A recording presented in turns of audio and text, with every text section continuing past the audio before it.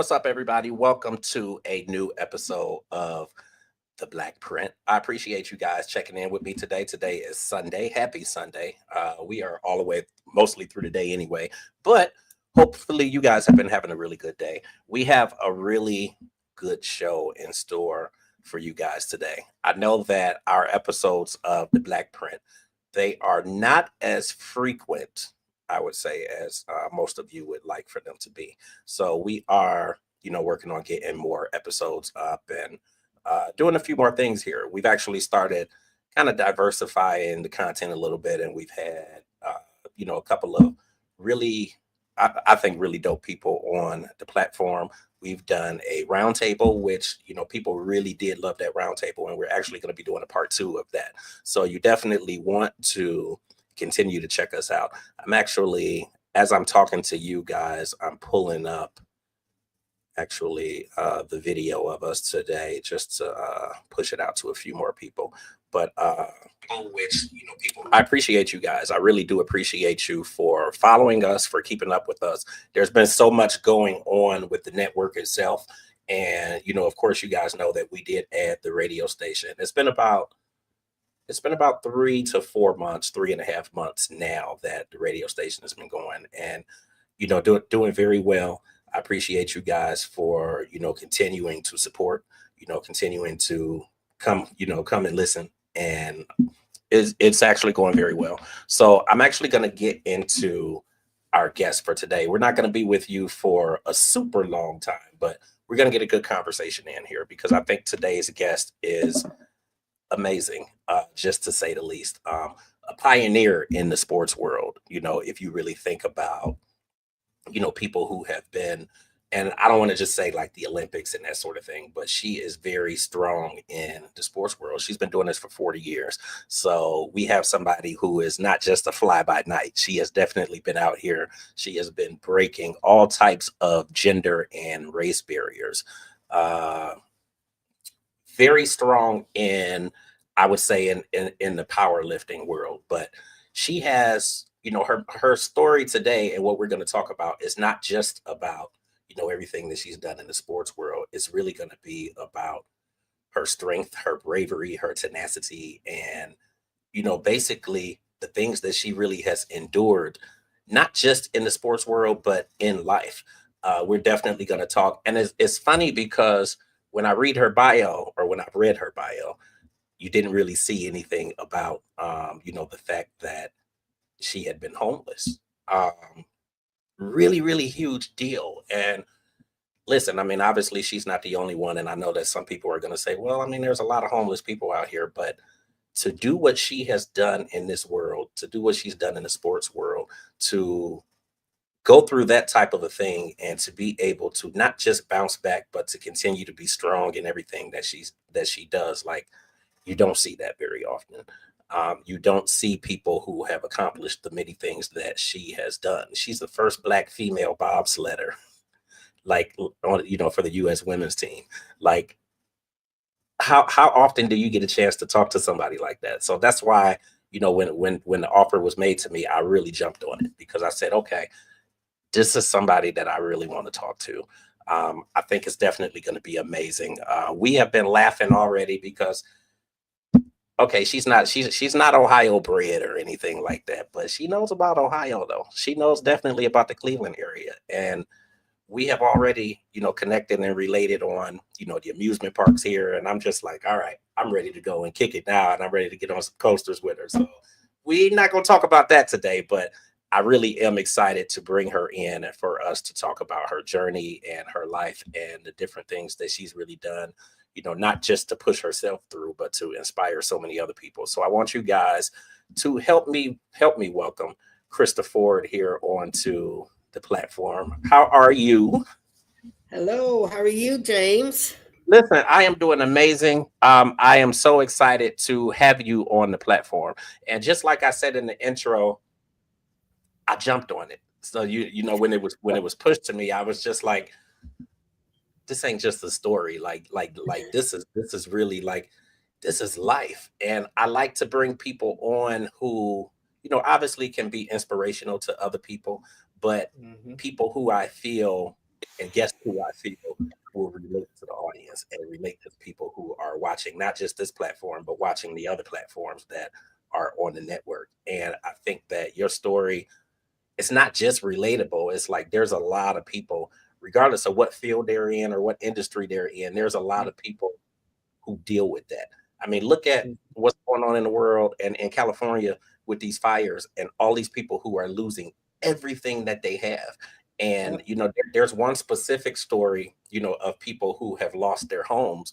Who, this is about a lady who was basically living off of her land. Yep. So she's lost everything, and it's like, what do Yep. you do? And you have, disabled children, and you have, like, what do you do? So Mm-hmm. it's, I think your story is definitely one of strength, one of courage, one of bravery, Mm-hmm. and one that so many people can relate to, because you were in a position kind of where you were kind of out there, and it's like, how do Yep. I bounce back from this? And it's hard, man. Like, and I can't even say that I've been in that situation, but I can just think about it and know that it's hard. Know that it's Mm-hmm. hard, and sometimes Mm-hmm. impossible for so many other people. So Right. obviously a big kudos to you. Like so Thank much you. love and respect and admiration for you and your journey and everything that you have been through. But I definitely want you to talk about that. First and foremost, introduce yourself to everybody. I should have said that in the very beginning. You did a good introduction. You're good. my, my name is Krista Ford. I am, as he said, I'm a professional athlete, and I have been a professional athlete for 41 years now in the Wow. sport of powerlifting, which is my passion, my gift from God, and my love. So I lift weights, and I'm one of the strongest women in the world Wow. presently. There's a bunch of us out here, but I'm one of the strongest. And also, as you said, I'm a pioneer in the sports world. I was the first Black female to ever do the cold sport of bobsledding. And Okay. anybody in my era would know this movie, Cool Runnings, with the Jamaican bobsledders that Walt Okay. Disney came out with. Yeah, So that's I what do I did. remember.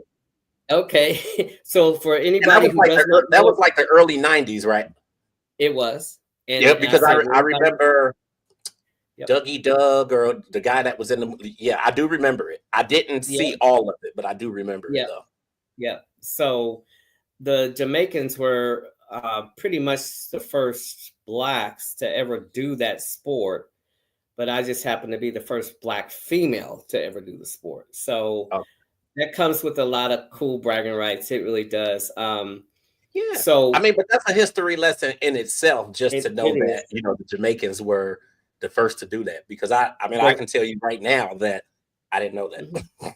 mhm, mhm, yeah, and that's why they came out with the movie on those guys. Okay. And I used to hang out with those guys a lot when we were on the same racing tour together. So those guys are really cool. So, but I love that's the fact that you, and not to cut you off, I love the mm, fact that you went into detail already, even just about Cool Runnings and the Jamaican piece of it and why they yeah, did the movie, because it's interesting how, and I won't even say, I was going to say when we're younger, but not even just young people. I think a lot of hmm, times when you don't necessarily know the story behind something, then yep, it's hard for you to, necessarily take interest in it. But now that you have said what it's about and why they did it, now I'm like, yep. damn, like I actually want to go back and watch it now. And it was such a fun movie to Yeah. watch. And so when I was actually in that sport, I was also powerlifting. So I was on two U.S. teams at the same time, Wow. basically. So that was a little feat, I was gonna but say, what is that like, bouncing between two teams? it was tough, because sometimes I would have to be over here in the States, and then I would need to be overseas for the Yeah. bobsled, which takes you to all the cold countries, Italy, Okay. Switzerland, Germany, all those places, all in Europe. And then sometimes I would be over in Europe with my powerlifting, and I'd have to be over there still someplace else for bobsled. So it was all God with me, because for me to to split myself in between two teams. One was my passion and my love and that's my powerlifting, and the bobsled was something that came along that I was recruited to do because of my strength. Okay. And then at that time, they needed strong women to push the sled because the women were getting killed in the United States from Great Britain, Canada, Switzerland, those teams, Germany. Those girls were big, and they big in the back of the sled, so they had a lot of power. So they didn't have that for the U.S. So that's how they recruited me to get on the team in the first place, though. Okay, so powerlifting was so essentially powerlifting was your passion.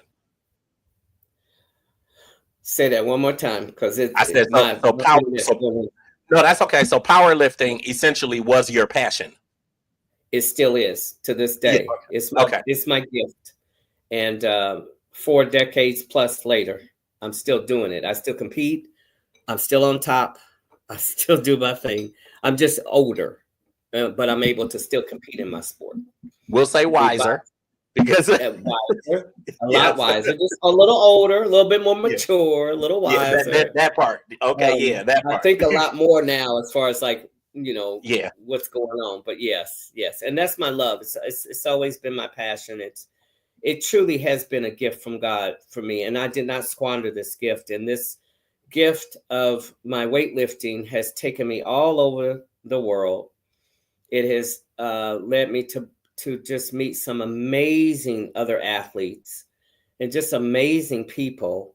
And I've got a chance to just do what I love. And a lot of people in life cannot say that. I actually do what I love. And I've been doing it for a long time. You are so right. Like, you are so right. And already that's a huge piece of your story that resonates with me. And I love that because like, even with this podcast network, with this podcast, with my other podcasts and everything that I'm doing with this, like all of this is passionate. Like if I had to do it for free, I would do it because I don't have any problem with it whatsoever. I love it. I feel like I'm having fun when I'm working. And like, as you said, that's your gift. Like, this is my gift. Like, this is my gift. And I love being able to do this, and everything that I do, at this point in my life, and I'm 47. So like, it's all about passion and following passion and being happy. And like you said, a lot of people don't get that chance and that ability to be able to do that. Some people don't have the courage to even really go for it because so much can happen in between. You really like to, most people want to feel like they have control over everything. And in a lot of ways, when you're pushing for passion, you kind of don't really have any control of, some of the things that can happen along the way. So like, I think that's amazing. I think that if anything resonates in your heart while we're walking and living on this earth, I really think you should take full advantage of it and stop letting all these folks get in your way. You need to start thinking about self and love on self and do what self makes happy. Absolutely. Then push that out to everybody else. But so many people don't do that. They'll just give all their energy and everything for everybody else, and they forget about self. And then 20, 30 years down the road, that sound like one of them old school phones, like the rotary. It is. That's my ringtone. I forgot to turn this off. Yeah, this is an old school ringtone. But yeah, so many people, I think, just in life, they don't live their life and are happy because they're doing everything for everybody else. And it is just, it's not a good fit because we are on, none of this time is refundable, James. So I don't know what these people are working. When I tell you I get it, like you don't get this time back. Like, this is the time, like, and especially and I hate to keep saying, like, especially at my age, but really at my age, it's like, when else am I going to be able to do this? Like, now is the time to do it and really push for it. And I truly feel like, you know, if you really believe in what you're doing and you're truly passionate at what you're doing, that the money's gonna come and everything is Right. gonna work out. And when I tell you it's been working out 3 years now, I haven't had a corporate job Hello. in 3 years. And just been doing this, and I Uber, and Yeah. when I tell you Yeah. hustle is just in my blood. So I'm Yeah. like all over the place, and everybody thinks I'm a But you, lunatic, but but I'm happy. And that's it. I just want to be but happy. and that's it.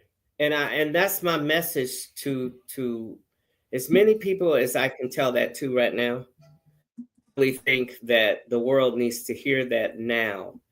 Even for people like myself that are on good platforms where you can reach a lot of people, I think now in this world we're living in now, everybody needs to wake up.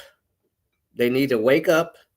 They need to start living their lives. They need to start loving on themselves a lot more.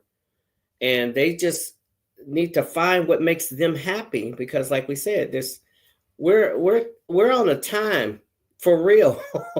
And as you get older and get wiser, you realize that ain't no more time for foolishness now. We got to get on what we got to get on and start living this life as much as we can and be happy while we're here because it's just so much stuff going on. So might as well make yourself happy because there's a lot of stuff going around you that will make you unhappy. So flip it around, start making yourself happy, you know. So No, that's my I thing. so agree with that. Yeah, I so agree with that. And Yeah. you know, even relating back to, you know, what's going on, you know, out there with the fires and everything, it's like you gotta live. Like You now is the do. time to live and You not do. look back, and obviously make sure that you and your family are taken care of. But Yeah.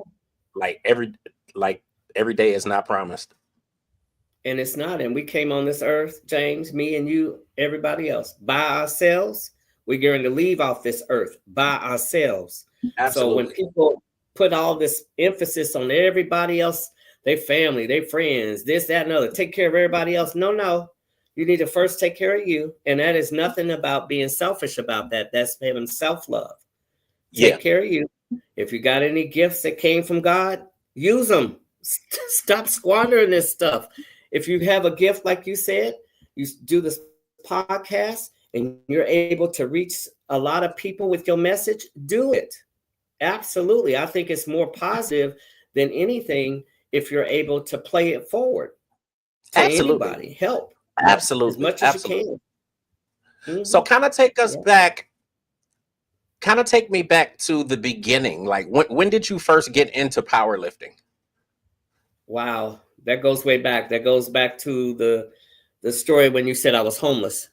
So I used to live out in California, but I've Okay. always been an athlete. So let's just say that from high school, I was always an athlete. I was a track and field athlete. I ran track and field.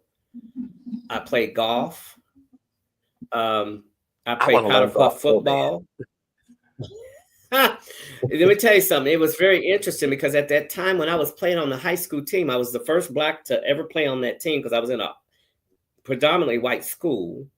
And Yeah. at that time, I don't remember any blacks being in on the LGBT, um, the you know what I'm talking about, the league for the women, not the Yeah. guys.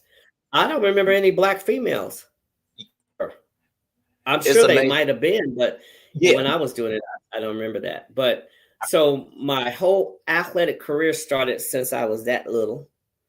So I just kind of came out of high school, moved out to California, and that's where my whole weightlifting career actually started, Okay. living out there because everybody in California is in some sort of physical fitness shape. Yeah. And that is the predominant thing. And you know, California is the biggest and most popular physical fitness state out here in all 50. Yeah. Yeah. Yeah. That I do know. So, you know, got beautiful weather all the time. Everybody's outdoors. Everybody's doing things physical to keep themselves in good shape and whatnot. So that's where it all started. My powerlifting career started when I moved out there. When I did move out there, that's where I became homeless for a second. I would say a Okay. second, but I was out there for a minute. Okay. And then that whole story of me is homeless to world champion. And that's the message I'm trying to relate to people is how do you Yeah, do that? How do you absolutely. go from homeless to a world champion in a sport of any kind? Or Yeah, how do you go from homeless to anything successful in your life to help you pull yourself up and vibrate on a absolutely. higher level of energy? So yeah. Well, I think I think the first thing that a lot of people are wondering is what took you to that place of being homeless, after moving to California.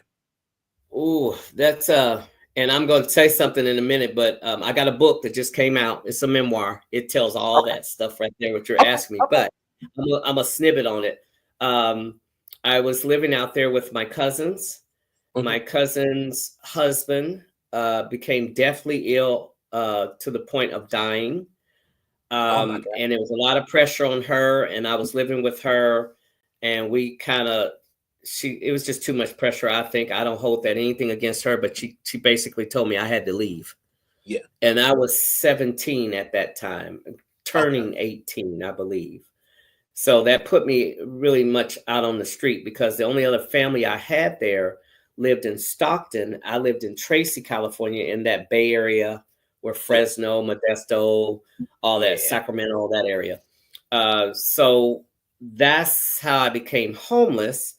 And I ended up staying out on park benches for a while, blah, blah, blah. But then the lady who started me in the gym where I train at, she let me stay upstairs. It was just a blank aerobics room with nothing in there and had a little bathroom.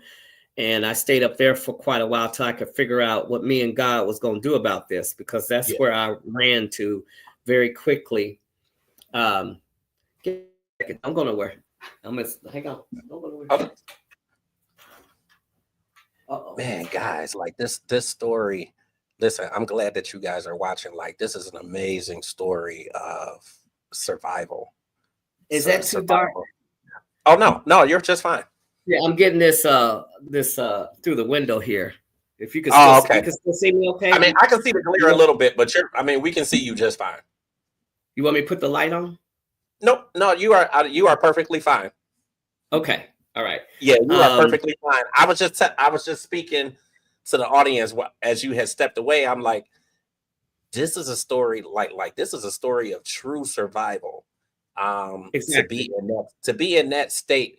And I think the first thing that comes to mind that I really want to know about is your mind state and all of that, and being homeless and having to sleep on park benches. It's like, where was your mind state in that, and how were you able to keep focused enough to even get started with powerlifting and really trying to achieve something? Because I mean, that being in that type of a position, like that can put you in a serious state of It can, depression. it can break you. Yeah, It can break you. Let me tell you something, James, that's very important. I think people need to know. I am very faith driven. I have always been faith driven. yeah, Even in that spot where I was at, I prayed a lot.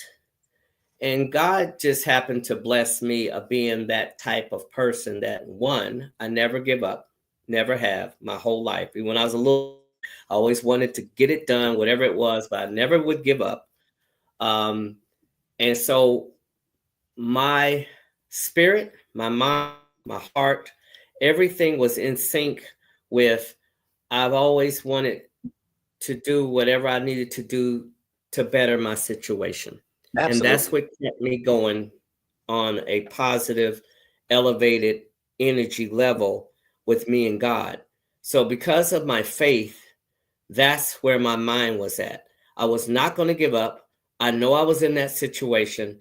I just prayed a lot. I talked to God a lot. I was like, I know you're not going to just let me out here like this. I know Absolutely. you've got a bigger plan for me.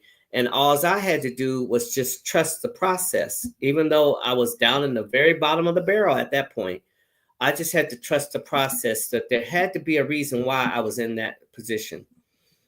So I've always had, like you said earlier, I have this just enormous amount of resilience. I've always done that my whole life. And I've never had any problem, James, my whole life. I've always believed in me from day one. I always believe in me. I never had problems with low self-esteem or any of that. I've always just loved on me, and I believed that I could do, be, have anything I want in life. All I got to do is focus and get myself intentional with what I'm going to do.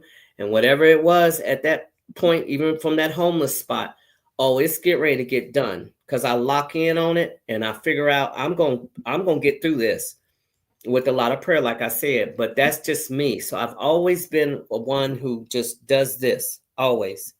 I never look back. I never have no regrets. I just constantly move this way. And that's been my whole life. Even when I was homeless, I was constantly thinking in my mind, visualizing, I'm going to not be here too much longer. I'm going to be over here. And that's exactly the pattern I went in. So it all, at the end of the day, it comes down to this. It comes all in your mind and in your heart. And what you really want to truly see happen for you in your life, it will happen. You just got to believe. That's really all it comes down to. I love that. That whole theory of keeping the faith, like I'm so like hell bent and headstrong on that. Like you have to always keep the faith and believe in you. And just like you said, and I actually put up there as a golden nugget, trust in the process. Like process. You have to trust the process. And just the fact that even in the midst of all of that, you were able to talk to God and say, like, I know you got a bigger plan in store for me. And I'm just going to keep believing. And you know what? For me, my experience with it is that if you don't have nobody else, what you going to do? Where you going to go? Absolutely. You know, for me, God's always been there for me from day one, from the time I took my first breath. So I could not see myself being anywhere else but me and him. And I just knew it. I was just like, I know you're going to get me out of this. I know you're going to see, I'm just going to, it's a plan here. I figured it was a plan, because why was I out there in the first place? So it was a plan. And being so early on in age, at 17, 2 days after I graduated from high school, I went out to California. And there was another thing behind that. My mother kicked me out. See, here we go.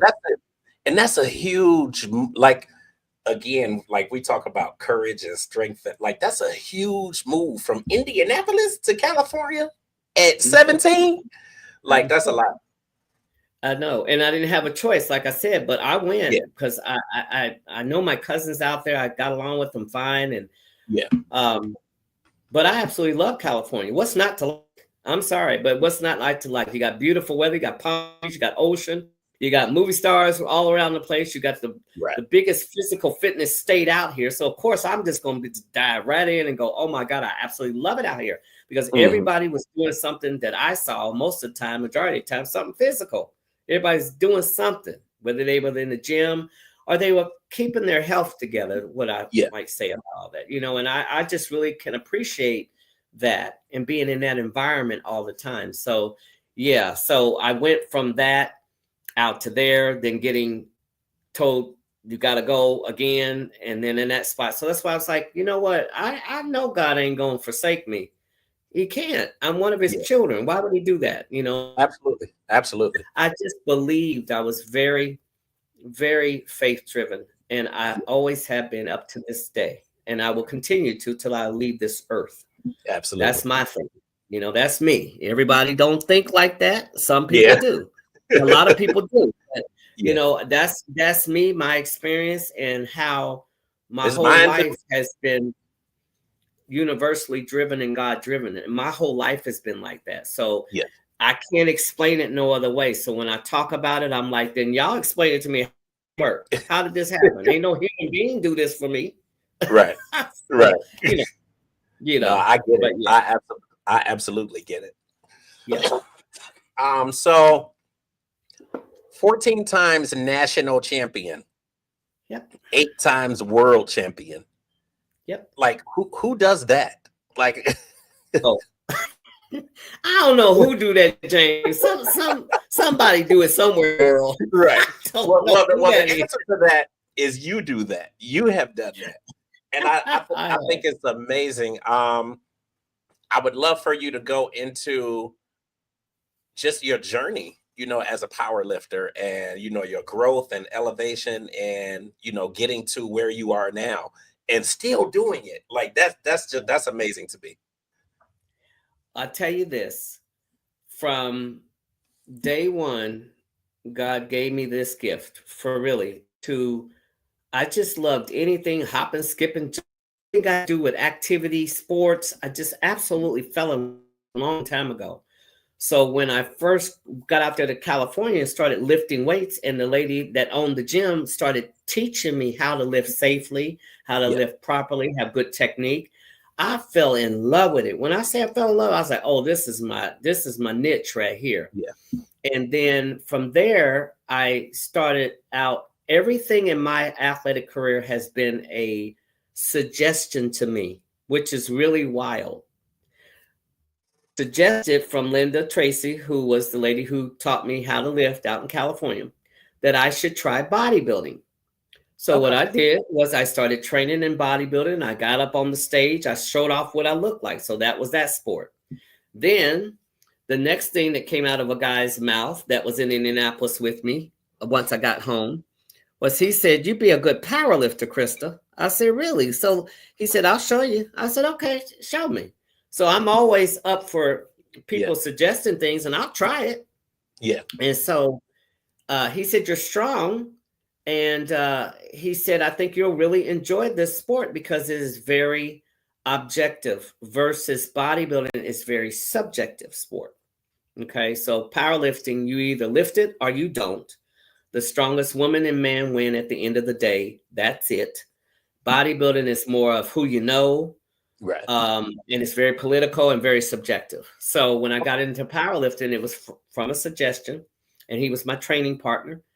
He got me involved. He trained me for 16 weeks, and then another 10 weeks going into my first competition in powerlifting. So if nobody knows this, it's one of the weightlifting sports out here, and it's that you don't clean and jerk and snatch. That's Olympic lifting when they jerk it over their head.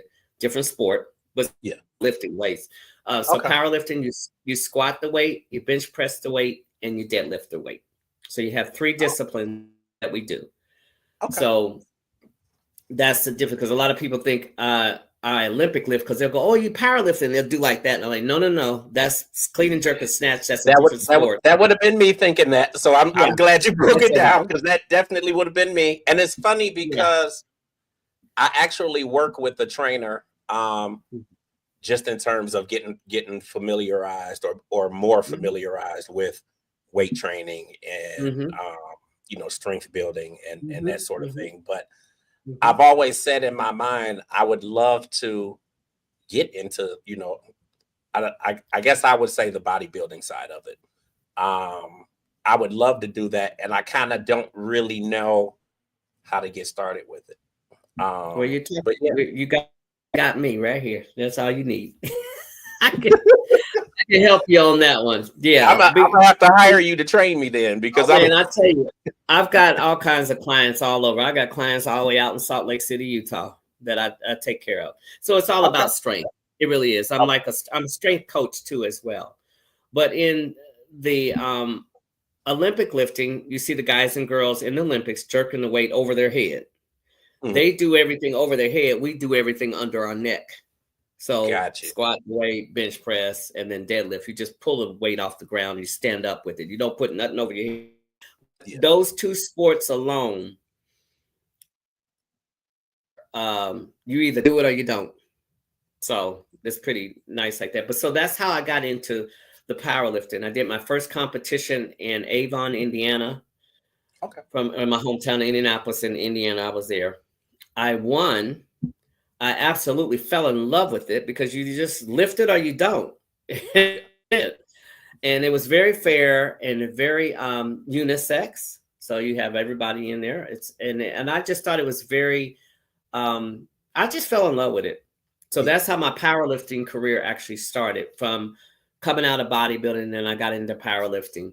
And like I was telling you earlier, I got a suggestion to bobsled. See, everything in my athletic career has come from a suggestion, and I'll try it. But the powerlifting is something I have stayed on for 4 decades now, because I absolutely just love the sport. I love challenging myself. I love every year I have something to look forward to. Every year I can go see my friends overseas that are doing the same thing I do.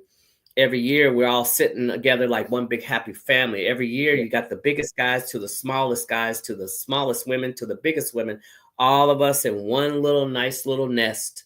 And we all just absolutely love what we do.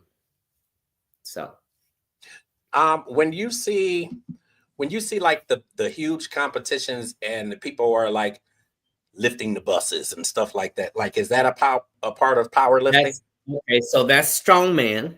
That's the strong. Oh, okay. You see the guys with the big Atlas stones, and they're putting it up, and they're pulling the fire trucks. But check it out about that sport. All of those guys that win that are ex-powerlifters. They come from our sport. They're not NFL. They're not bodybuilders. They're not any other sport but powerlifters. And so yes, so that's another one that is you either do it or you don't. Yeah. But some of those guys, all those guys in there. So strongman, they have strong woman too. So they have it both now. Right. They used to not have the women at all. So yes, that's the other one. So you really only have 5 weightlifting sports out here. You have bodybuilding on stage, like Arnold Schwarzenegger, see what you look like. You got powerlifting, is what we do. You got Olympic lifting, which is clean and jerk and snatch over your head. You have strongman, the guys who pull the planes and all that stuff. Those are all ex-powerlifters. And you got one more, and it's called the Highland Games. I don't know if you ever seen it on TV. The guys wear the kilts, like from Ireland, and they throw the poles and stuff. Mm-hmm. And all kinds of feats of strength like that. It's kind of like strongman, but they have kilts on. The guys do. Yeah. And so those are called the Highland Games, which is the other way. So you only really 5 weightlifting sports out here that you can compete in. Some of them you can make a living at. Some of them you just do them because you love them, so kind of like that. Yeah. You definitely, you obviously broke a lot of records. You defied a number of odds, and did so many things just in terms of the progression of women, in this sport. Mm-hmm. What were some of the difficulties that you really encountered along the way, in doing that? Because it couldn't have all been peaches and cream and easy for you. It actually wasn't powerlifting. It was bobsled where I ran into an issue. Okay. So powerlifting is very diverse. A lot of diversity in powerlifting. All of Europe, you got Africa, you got all the countries, and then you got United States. So it's always been for me like one big happy family. The biggest guys embrace the women that come in because they realize we all got to do it the same way. Mm-hmm. We all are judged the same way to do our disciplines. The only thing that's different is that guys obviously are stronger, and they're going to be. But the same rules apply to the women, apply to the men, apply to white, black, purple, pink. It don't matter what color you are. You either lift it the right way or you don't, right? So for the powerlifting, I have just always been accepted, always, from day one. Now, the bobsled, totally different story because you got a good old boy network sport. And that's where I've experienced my first ever racism in the sport of bobsled. But I can understand why, because I was the first Black. So anything, you're going to experience some backlash on color of your skin. Yeah. So bobsled was a totally different animal when it came to my way of thinking, my way of praying a lot to get me through that crap. Because that was a lot of mess.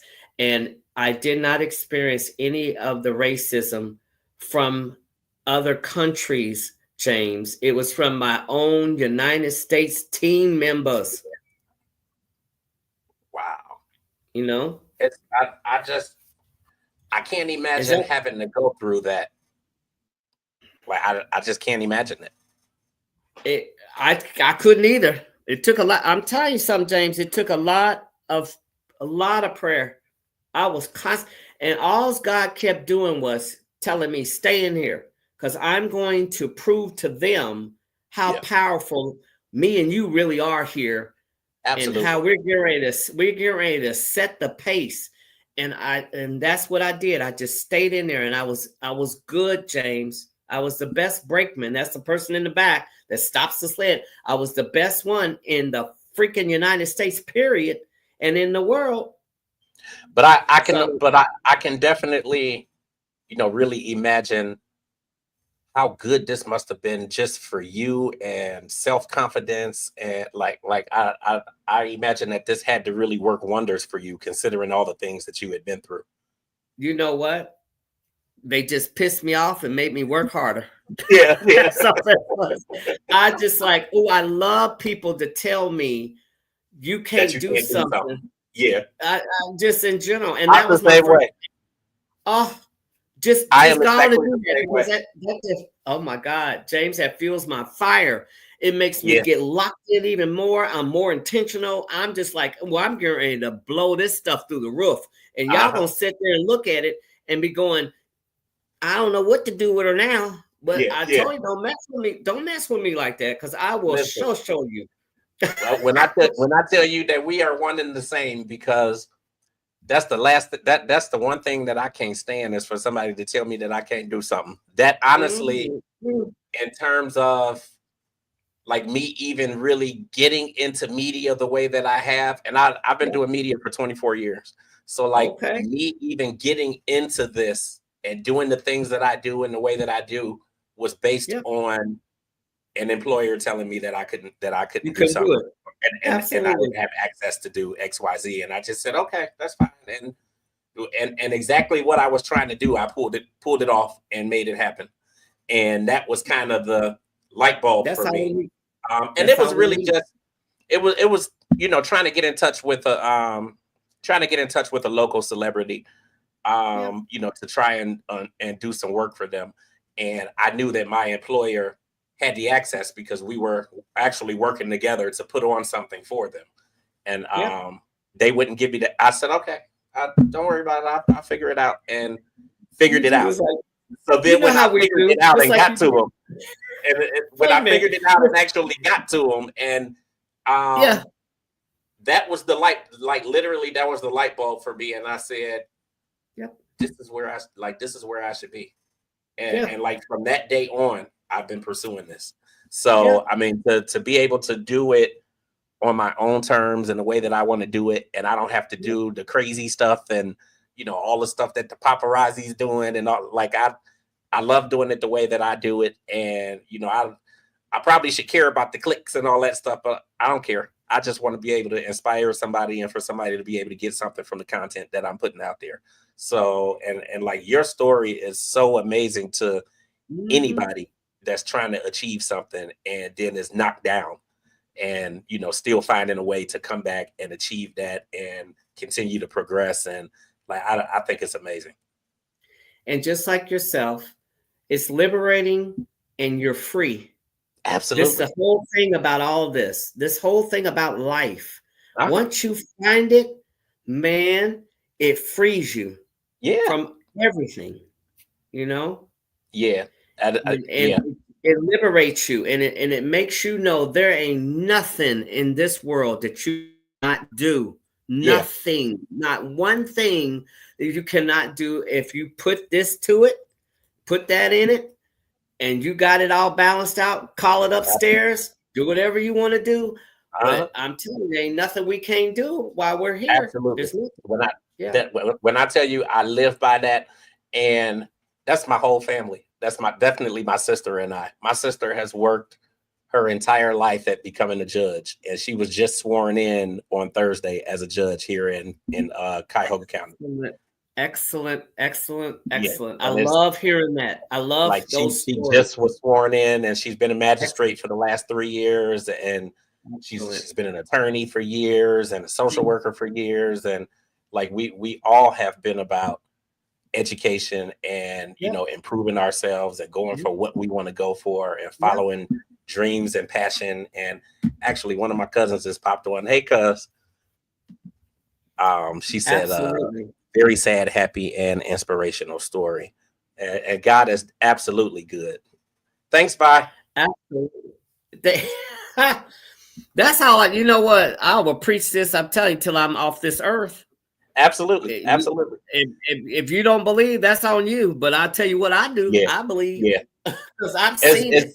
It's funny because you'll get a lot of people who are like, oh my God, like how did, and when I tell you some things have happened for me just in this journey alone, that it's like the average person is gonna say, how in the hell did you, or how did that that's that prayer and calling upstairs and having that relationship. Having that and that's not saying you got to be sitting in church all, every Sunday all day and not. It's just about having that faith. It's here and here and your spirit and what resonates with you. You ain't got to be in church to know God. Not at all. Absolutely. He didn't write that down nowhere. Say, gotta be in church to know me. No. Yeah.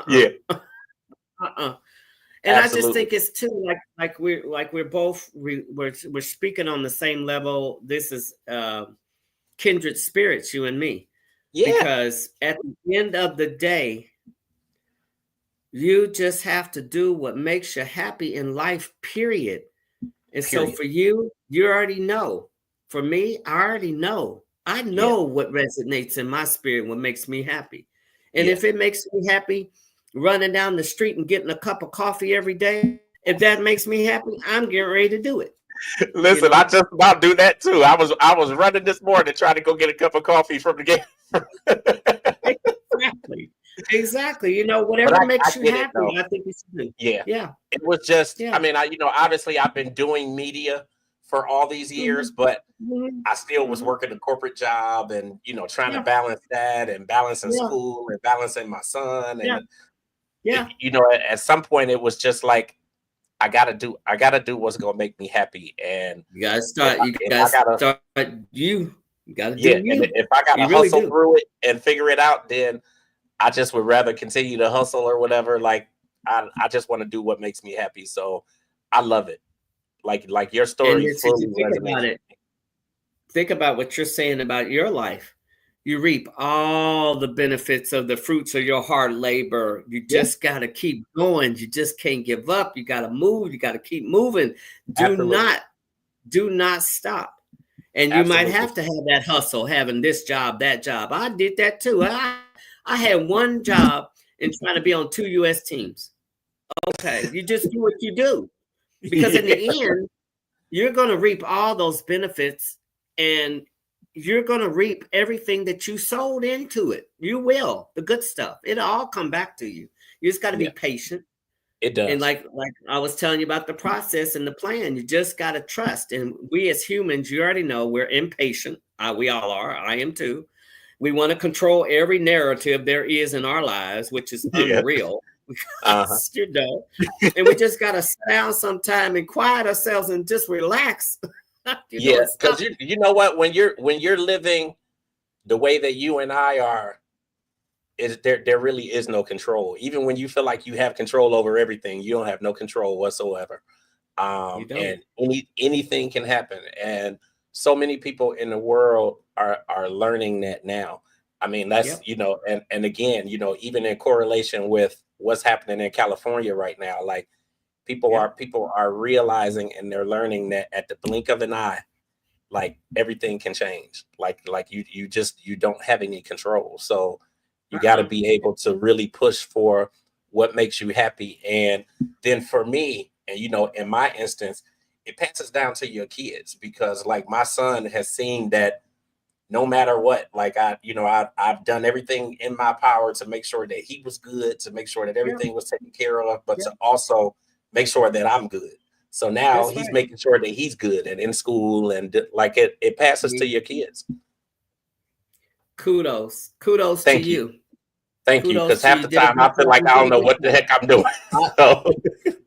Don't we all like that, aren't we? But you know what? If you can see the benefits of you and everything you put into your son. That is the secret right there. That's the secret sauce, because now you Yeah. can, everything about you and all your work ethics and your vision and everything, you can stick that in him, please. That stuff right there is priceless, because I guarantee you somewhere along the line, because he's still a young man, Yep. oh, he's gonna learn everything that you taught him. Watch and see how he plays it forward to the next, Yeah. And and how he does it. I know he will. I know he Yep. will, and he works Yep. hard, and it's just it's heartwarming too, just to, when you really realize that your kids actually take notice to what you do, and that they get Yep. it, and that they understand, and that they're grateful, and that, like, I mean, we say it all the time, and we always, I love you and all that, like, that has always been a factor of everything. But the Christmas card that he gave me, like, I guess being a dad, like, I literally just opened his card yesterday. Like, I didn't even, he had left it at my mother's house, and I hadn't been at my mom's house in probably a couple weeks, and she Okay. gave me this card the other day, and I finally opened it yesterday, and just what he wrote on the card, it was just like, wow, Powerful. like, Yep. he Powerful. really gets it. And Yeah. then I'm that over emotional dad that cries at everything. So somebody yesterday was like, "Did you cry?" And I was just like, you know Yeah. what? I'm doing very good these days. I ain't crying over nothing probably in a few weeks. Like, I'm good. But it's cool and it's heartwarming just to see, how, the things that you do and how you push, and, how you really persevere and strive, how that passes down to your kids, and even to Yep. other people if you don't have kids. Like, I know that there's a lot of people who are taking these tips and these gems and these golden nuggets from you, and really applying it to their stories and their journeys. Yeah. So we got the secret here. We just gotta, we can't hoard it. We can't hoard it. We gotta tell the whole world. We gotta talk to people. Absolutely. You gotta teach people. You gotta show people that this is a gift, and you can do it too. You can have it too. Anybody can have it. Anybody can live it. We just gotta really get back to the way, like you said, the way the world is now. We have got to get back to loving one another, helping one another, taking care of one another. We gotta stop all this division crap. We got to get back to the basics. We really do. Absolutely. And I think even for all of the negativity that's going on in the world right now, in my heart, I do feel like we're slowly getting back to that. And I mean, I think we definitely are. And I'm seeing so much stuff, like, even with everything happening in Cali right now, like, I'm seeing so many people just opening their hearts, and just people kind of coming from everywhere trying to help. And even people who have lost all of what they have, like, they're stepping out there to try and help others. Like, I think it's amazing. And that's what it's made about. That's about love. We gotta just get all that back. Like you said, it's coming, and it really hasn't gone too many places. Meaning, we still have a lot of good humanity in this world. We got a lot of good people still in this world. There is a ton of good folks still sitting around, and so that hasn't gone anywhere. There's still a lot of people here. Absolutely. So, yeah. So now your book, Krista's Promise. Like, I know you definitely cover all of this stuff in your book, but tell us more about the book and what we get from that memoir. Everybody who's listening to your podcast needs to get this book. It'll change your life. That's all I can say. No, I will be buying it. Okay, it is the truth. It just got released at the end of October. Okay. It is a self-help, spiritual, you notice I said spiritual, memoir. So it is my life so far. We're going to have another one coming behind this one, and another one, because this journey I'm on right now is turning to be profoundly just amazing. Okay. But it is it's called Krista's Promise, and you got to get the book to know I made a promise to God. Now the book is here, so you got to get the book so you can know what my promise was. Because that's and it has been doing amazing. When I say amazing, my first book, I told my publisher, I'm not no writer, I'm an athlete. And she said, well, obviously you're a writer now. You got a book out. I was like, yeah, you're right. You're right about that one. Yeah. So I knew I always had a message to tell, and this was the time to tell it. And I realized that the world needs to hear this positive, absolutely vibrating on a high energy level book. It's got lots of pictures in it. It's got very short chapters. There's only 33 chapters in the whole book. And it's just a lot of great reading. And it will change your life. I believe I've already seen it. This book is going to resonate with everybody's spirit. I don't care who you are. You pick it up, I guarantee you somewhere in this story, my story, is going to be something that a person is going to be doing just like what you're doing, James. They're going to be shaking their head because I love reading because I'm always looking at ways to improve myself and accomplish this and make this happen. Like I love being able to look at stories like this and then figure out ways that I can apply their techniques and things that they did, to my own journey. So I'm looking forward to getting this.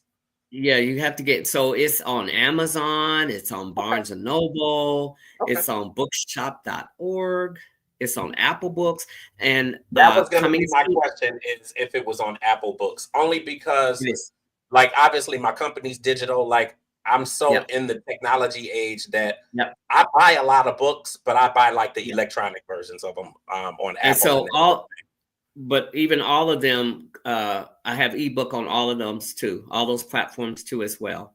Okay, that's awesome. We're having Audible is coming. We're working on that right now, me and the narrator. So that's coming because honestly, you're going to laugh at me, but I don't even like reading. I like listening. I love listening. I love Audible. I feel like Whoopi because she'll say that in a minute on her show on The View. She'll tell you in a minute she don't like to read. She like to listen. That's me. And that's the funniest thing because when people say, "Oh, you got a book you don't like to read," no, I don't. I like to listen. Yeah. So see, it's funny because I've been writing my book, and I'm not even going to tell you how long I've been writing. I have literally written half a book and scrapped it and started over and stuff. So I'm still working on this book, and my goal, and I'm self-publishing. So my goal is to actually get it out this year, but I want to do an Audible version because I just want to be able to talk through it and use the different voice inflect. Like I want to do it. I want to do the damn thing. So I'm looking forward to that. So after we get off here, when we get off camera, I'll help you with that. We'll talk afterwards, definitely, because it's I knew I needed to have the Audible, but everybody kept saying, "Krista, you're going to read it?" No, I can't read my story because every time I read it, I'm crying and I'm just triggered. So I was like, no, I need somebody else to read it because I cannot read my own story. I just can't. But it's a wonderful book. I encourage everybody to get it. It will change your life. That's all I can say, because I've already seen the vision. And I've already got film producers, James, that want to change this into a movie already. Wow. This is my first book. I know. It's the story. It's the whole story that I think it's just, it's really, I've already talked to 3 film producers out in LA. That's amazing. And they just asked me one question. They said, what makes your story movie worthy? And I said just a couple of things, but I said I'm a pioneer. I said I'm the first. That's it. That's movie worthy enough. And all of them agreed with me. They said, "Oh yeah, that's movie worthy. Period. Being the first Black to do anything." You're movie worthy, so that needs to be filmed too as well. So it's doing really well, and I'm self-publishing too, just like you said for you. I'm self-publishing. I just had a publishing house here in Atlanta put it all together for me, like a one-stop shop, and they got it out on all this stuff. But I'm actually self-publishing it myself. But I just had I had a non-traditional publishing house here. So not like a Okay. Simon and Schuster or a Penguin or Yeah. anything like that. Not them. So I had Okay. another one to do. Yeah. Okay. So I mean, so essentially, you're self-publishing, but then you just use them to get it out there. To get the whole book together, I had my graphic designer there, my editor. Everybody was underneath one roof, and so I let them go ahead and Now that's get my book. awesome. And I learned a lot. So I'm learning a lot about the literary world, and I've learned a lot about that. And if you can just get a non-traditional publishing house to do your whole book and you put it out here, then it's on you. You self-publish it from there, because usually a lot of them don't do any marketing and stuff like that for you.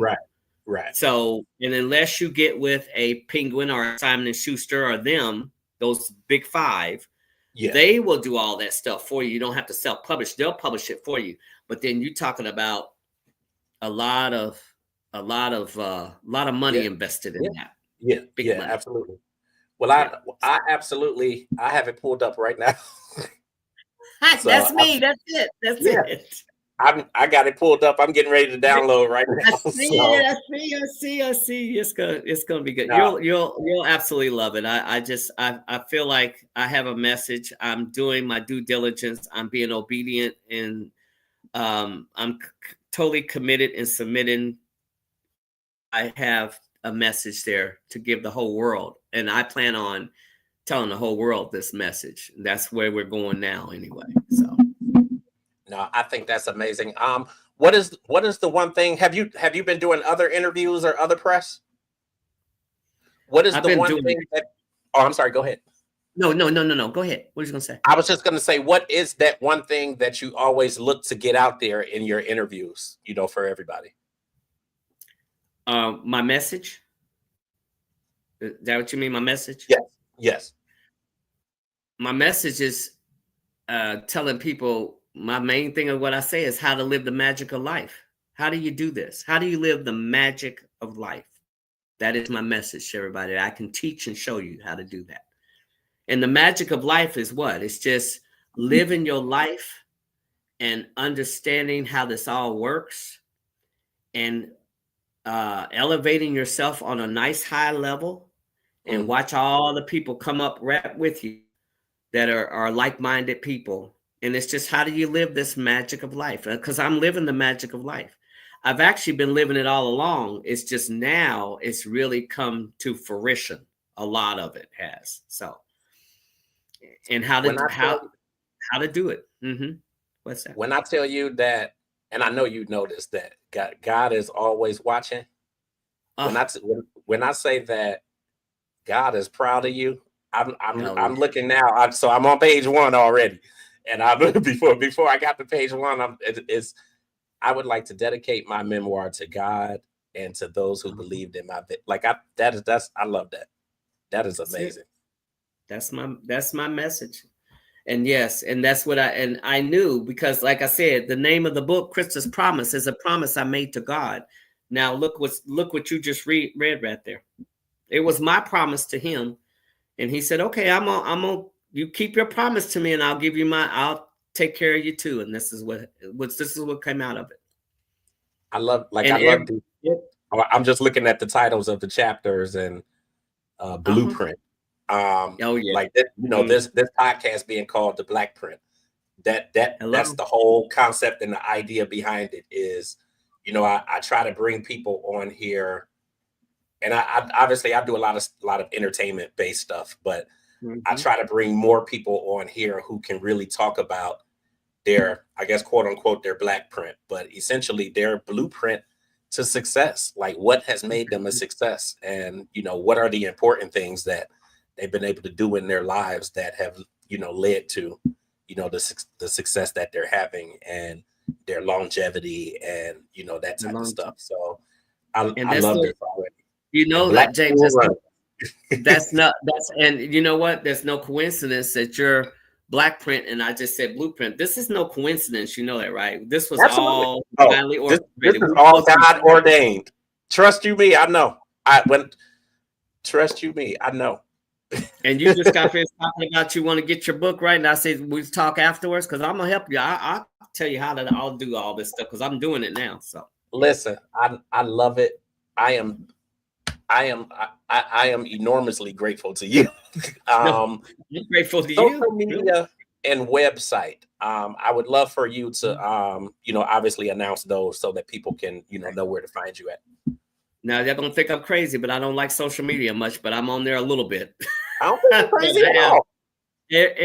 All of my social media is under Power by Krista, Krista. Okay. And my website is www.powerbykrista.com. Okay. On there, you can find everything where you want to. If you want to get the book, you can find out everything about me. I just got a whole bunch. I got videos on there. I got all kinds of good stuff. The only two that I really hang out on a little bit, but it's more for affirmation reels and me doing all kinds of positive energy stuff, is Instagram. But Okay. I'm also on Facebook too, because I'm old school, so I got Facebook and Instagram. Yeah. I don't tweet. I don't do none of that stuff. I'm good. I'm on LinkedIn. I'm too. I got LinkedIn. Yeah. That's about it. I mean, there's a out there, but I'm not going to go down that rabbit hole of all this stuff. I told one person the other day, I said, I'll let God be my social media. How about that? That part right there. No, I think it's because we're all out here. Everybody's trying to say, yeah. I'm definitely on a majority of social media platforms, but I pretty much am only using them just for business stuff. And like even on my Facebook page, is really nothing on there but my son. So pictures of the last 18 years of him, and then pretty much everything with this podcast network and that sort of thing. So like, I ain't got nothing crazy going on social media. Everything is really just in terms of promotion for the network and all that kind of stuff. But I've just learned to really, find ways to be able to, obviously be on there, but to use it for what I can do to really progress my business and that sort of thing. Exactly. And all the other stuff I could care less about. So I love this. Oh, go ahead. I've been getting fussed at about that since I got this book out. They're like, Krista, my publicist, the one who got you got to get on social media. And I was like, I know. Yeah. It's like, okay. It's I'm out there, but I'm not like, I just refuse to let social media define who I am and what I'm trying to get out here, because I realize that as many speaking engagements I've done so far and all these podcasts I've done, that's my social media. It's really going to get it. Now the book is out. Now you can find it everywhere. There's my social media right there. Yeah. So that's what I feel really like. It's really about getting out there with the people and getting in their faces and being able to talk to them, and even doing podcasts and that sort of thing. Like to me, that's more what it's about, because the social media, I mean, no question, it is good for getting things out there, but a majority of the people who are really on social media that are, a majority of them are younger, is basically what I'm saying. So the people who are really in your network, and the people who are looking for they're not really on there anyway. They're not really on social media. So, to have all these different accounts and creating this stuff and tweeting and doing all this other stuff, and then nobody's looking at it because your audience is not really on there anyway. So, no, I think you're doing just fine. And I totally agree with you. I just that I have not been an athlete as long as I have by being, this is way post or pre social media, anything. I'm a good old fashioned person, and I believe on one-on-one like this. This is your best kind of social media right here. Yeah, absolutely. You're going to get truth. You're going to get honesty. I'm talking to you. You're talking to me. And I just think that's the best way to network. It really is. One-on-one, face-to-face is better than any text or anything else you could think of to me. Yeah. But I think that, in some circumstances it's good to, obviously be with the times and be familiar with what's going on, current day. But I think it's far more important to really kind of stand in the lane of your own. And even in terms of media and, doing this type of thing, everybody today I was going to say, those my age, but I guess I'm kind of older than most of them anyway. So I just think that a majority of the media people who are out here now are pushing the salacious stories, and they're pushing, the craziness that's happening in the industry. And I want more content that's going to be inspirational to somebody and that's really going to help them. So I'm kind of like, I guess, the OWN network, or the Oprah Winfrey network of That's the, right.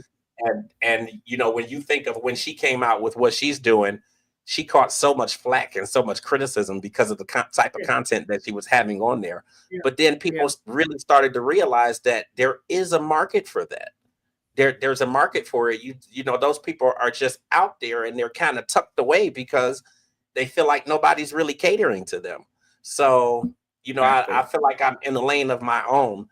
Mhm. And a lot of the, like I said, the crazy stuff. I mean, because, I still talk to the celebrities, and I talk to a lot of the same people, but it's only based upon if I feel like they fit, the type of content that we have. And if I feel like, somebody's going to be able to get something from it, and they really have something to offer that's going to be encouraging and inspirational and that sort of thing. I could care less about all the other stuff in the clubs and the partying and all. Like, I don't have time for it. So You said two things that stood out to me. Authentic. You are your absolutely. own authentic self. I am my own authentic self, right? My Instagram name is Authentically James, so I'm right on there See, with you. now that ain't no coincidence. So you already know, right? I know. So I feel like you said, uniqueness stands out in a crowd like a drummer with your own beat. And believe it or Absolutely. not, you go a different avenue and it gets a lot of attention. It really does. And I'm a firm believer of that, what you just said. So all the, like you said, these younger folks, they're on here and everything, and they feel like that's the only way they're going to get the attention, or they get the publicity or whatever. But if you have a uniqueness about you that is very authentic, boy, I tell you, you might be in the right place at the right time, walk in that right room, and boom, there you go, boom, you just blew up, and you didn't have to have 1 quadrillion followers to do. You just, it's timing, it's where you need to be, and your story. If it's something that's different than anybody else, that thing is going to get attention. It's going to get attention. It has to, because you're like that one that is not like everybody else. Everybody, these stories are all the same, whatever. No, nobody cares about that stuff. What they do care about is something authentic, new, and different that they go, tell me more. That's where that's the secret right there. It really is. Yeah. No, I love it.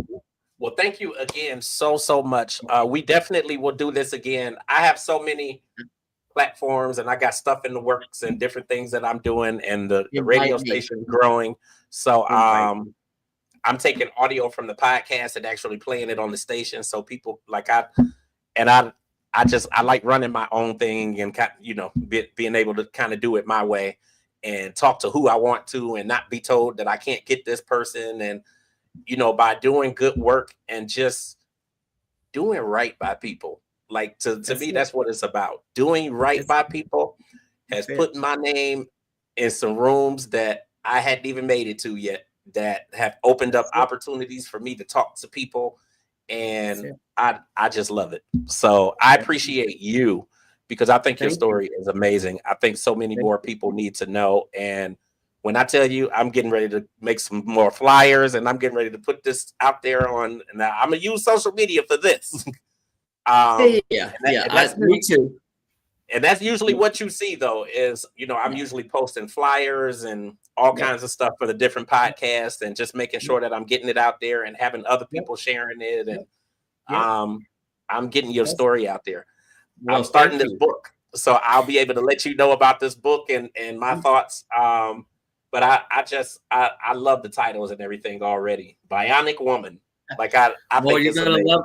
You really like that chapter. That's something. That's all God right there. That chapter right there. Yeah, I think the whole project is God. Like, this is God looking down and truly blessing you. And you've blessed so many other people. Like, your story alone, like, blesses and encourages me to keep going. Oh, And you know, I haven't even experienced some of the things that you have, and I'm just like, it helps me.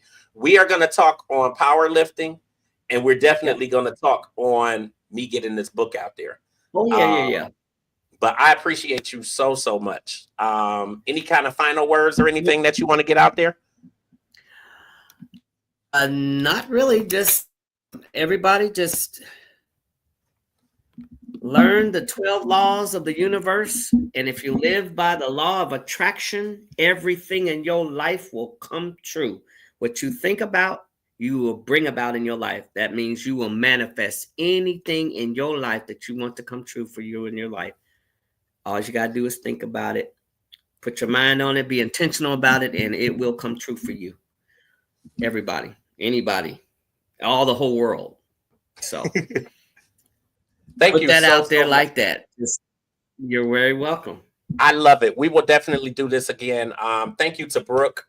I'm definitely grateful to her. Thank you to the people who were on there in the comments. And I love being able to do, like, I love doing these live, definitely, because you kind of get people in the moment who make comments. But then I start to see later that so many more people have gone to it and caught it, and they'll put comments on there that, like, after the fact. And I think it's really amazing. So thank you so much for coming on the platform. So when you get done, you're gonna stay on with me when we get done here? I am. Okay, good. Okay. So everybody, thank you guys for watching. I actually am going to sign out here, but we'll be back on at 7 o'clock for Open Letters to a Survivor. So the ladies will be here and we'll have that show going, and I will see you guys then. Let's see. Go ahead and cut that out. All right, you guys have a good night. Bye-bye.